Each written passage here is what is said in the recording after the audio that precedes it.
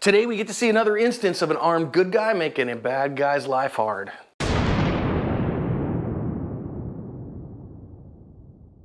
Hi everyone, welcome to today's lesson here at Active Self-Protection. I'm your host as always, John Correa. Today's video comes to us from Dearborn, Michigan. At Active Self-Protection, we trust several excellent holster makers. Filster, Dark Star Gear, Henry Holsters, Black Arch Holsters, and KSG Armory all make incredible CCW holsters, and 09 Solutions makes fantastic duty gear for law enforcement officers. Check them out at the link in the description for all your holster needs. We have audio from the surveillance footage on this one as this clerk is just minding his business in his store. Let's listen in. What is it? What is it, boss? What you guys need? Right over here. Hurry up, nigga. Hurry up. Hey, come on. What are you doing, bro? Listen up, too. Hurry up. Come on, nigga. Hurry up. The clerk hit at least one of them. There was a blood trail leaving the store. I don't have any follow-up information from there though. So if you found out if they found these guys, let me know in the comments. Ha, got him. I gotta say, what the heck is with that little barrier between them? It's certainly not stopping any bullets. Why the heck is it there? Let's think about lessons. Remember, it is just a normal day until it's not. This guy's just chilling on his phone.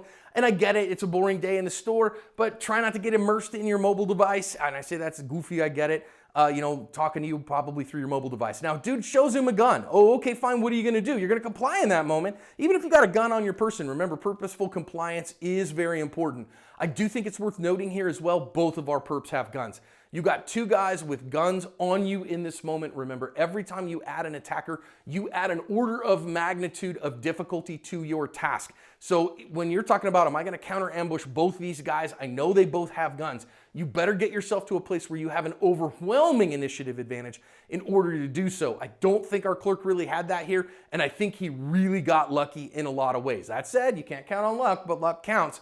So now as he's continuing to think about what he's gonna do, we know that he's got a gun under the counter in this particular case, and he's gonna decide to go for that. So he's getting all the money out. Purposeful compliance is a very good thing, but I want you to notice this is where our clerk is deciding, okay, I'm gonna go for the gun. Notice that that guy has got the drop on him 100%. Now, normally, of course, I would say, never do this. This is a bad idea. This is a very low percentage play that he's made.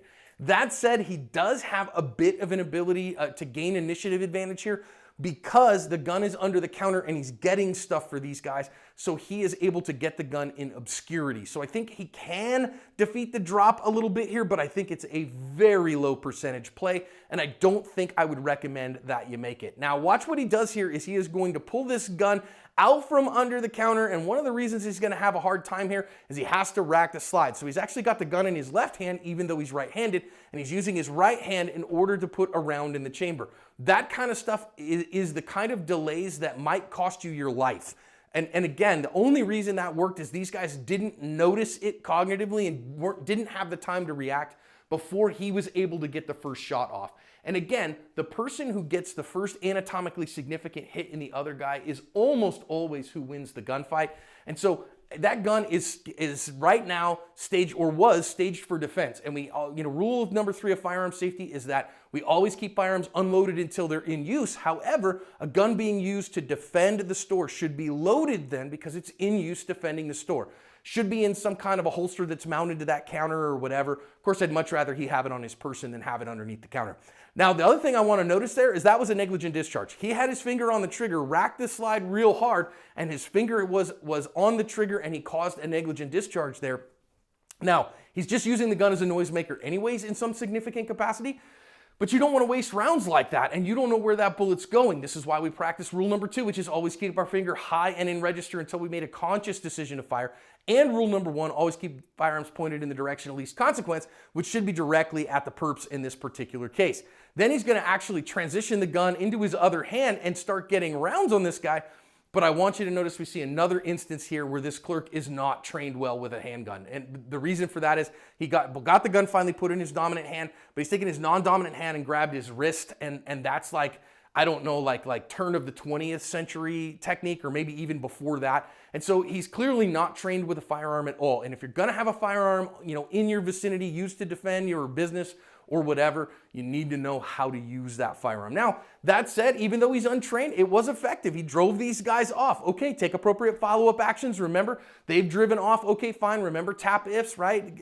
First T is threat. Did I hit him? Is he down? Do I need to shoot him again? A, his accomplices. Does anybody else need to get shot here? P, this guy doesn't have any partners. We don't worry about that. I, am I injured? Is he all right? Do I have any injuries? Do I need to do any first aid to myself? F, what's the condition of my firearm? Is it in good working order still? Do I need to reload it? The second F is follow-up actions. What do I need to do to make myself safer? Maybe he needs to, lock the door here or whatever. And then S, seek help. Call it in and get some help on the way. So this one was kind of a mess, but it was a mess that worked. Good guys 1, bad guys 0. He covered his ass.